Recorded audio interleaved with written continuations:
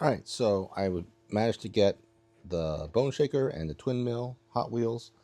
Twinmill I found at Target, and I apparently pre-ordered these on Amazon, so I canceled that, and this arrived yesterday. Uh, Here's the Hot Wheel card. I don't know the Hot Wheels that well. Um, I know Bone Shaker has been redone a bunch of times, so I don't know if um, there's a version that's more accurate to this. Right? I mean, it's in the same style.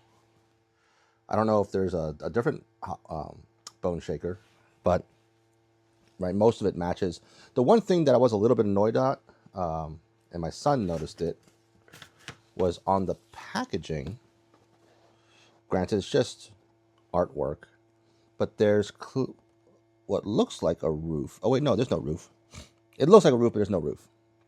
Um, but on the toy or the Hot Wheels car, there is a roof. Now, I guess it complicates transformation, but I think they could have had a roof. Like maybe it pops up off and becomes a shield.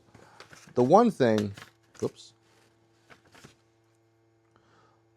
One thing I noticed in the instructions, it doesn't tell you what to do with this.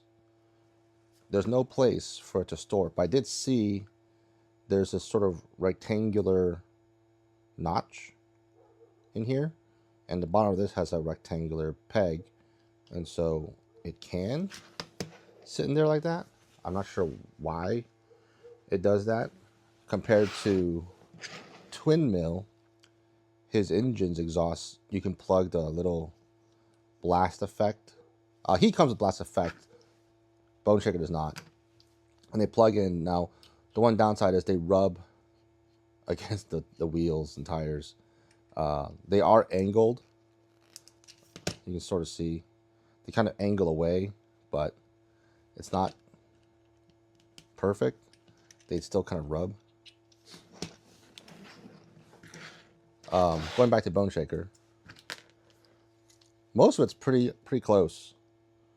There's all a bunch of chrome on the toy versus there's no chrome on here.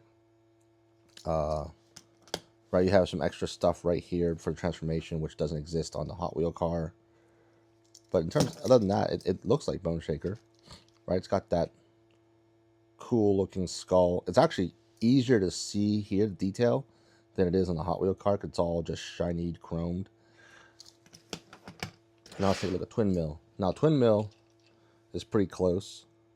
This back part is a little bit different. Like you see how this kind of tapers, and then because of the feet, they kind of poke out the back. If you look at the sides, it's a little different.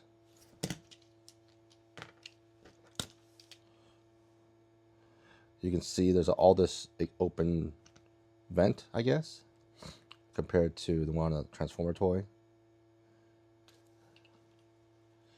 There's these little things here. They don't exist on this one.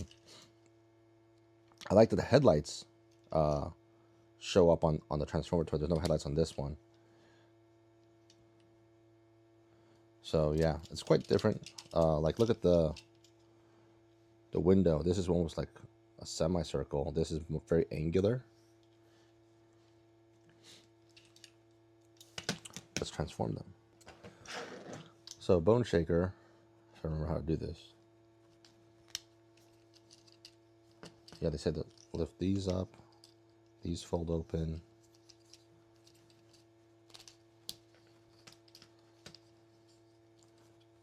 The feet flip out, kind of. So they kind of do that. And then these just collapse in to form the front of the legs.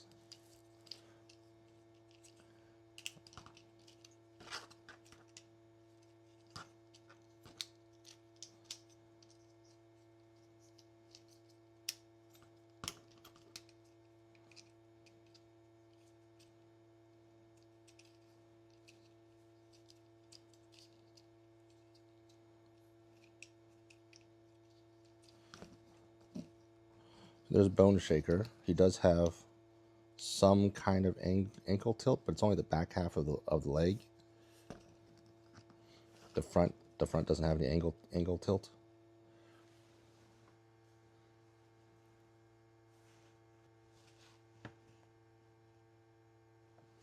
And then his little mace-like weapon thing goes into his hand. Articulation is, you know, decent. He has a little bit of head tilt there. Full range articulation with his shoulders and elbows. He's got a biceps swivel. The thigh swivel's way up high by the groin.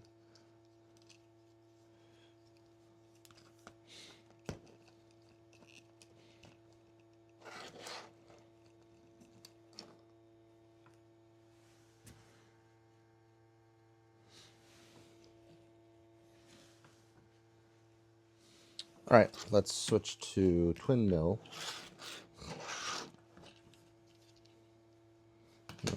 Angle this down a little bit. So Twinmill, you just pop the engines off, and then this kind of pops up, swirl it around, that flips out.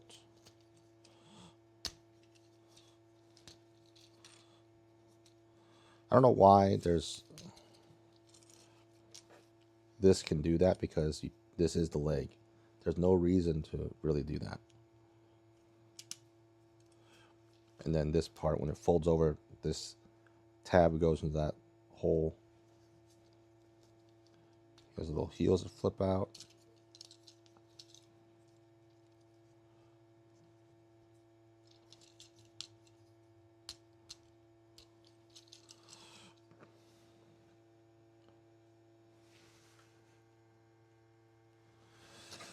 And then you're supposed to swivel this around. That spreads open. That locks into his chest. Swing these around, and then the arms just do this. Pretty simple transformation. He feels a little bit smaller than Bone Shaker, but you can take these engine thingies and they slide over his forearms. There's a certain way to do this. There we go.